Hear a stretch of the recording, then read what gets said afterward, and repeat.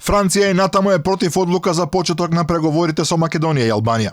Ова според Reuters им го соопштиле француските дипломати на своите европски колеги, фрлајќи мрачно светло врз амбициите на двете балкански земји за интеграција во европското семејство. Парис смета дека ЕУ се соочува со премногу внатрешни проблеми за да дозволи преговори со земји од регионот кој помина период на војни, а сега е преполн со криминал и корупција. Француски дипломатски извор открива дека и Македонија и Албанија ќе мораат да направат многу поголеми напори за да добијат почеток на преговорите.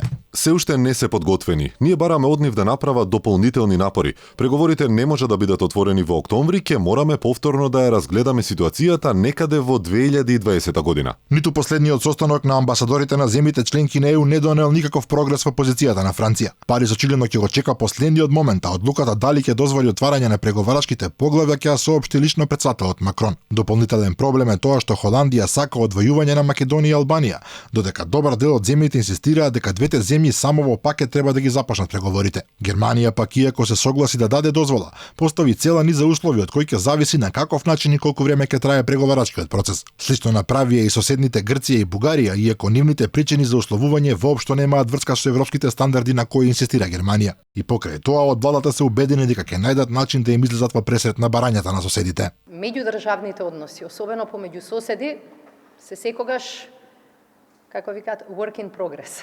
Постојано има прашања кои што ќе се излезат на маса и дилемата е само дали ќе се трудите да ги решите или ќе се оддалечите повеќе. Како влада покажавме и капацитет и трпение и мудрост на одредени прашања да најдеме решение, на некои прашања дури да имаме различни ставови.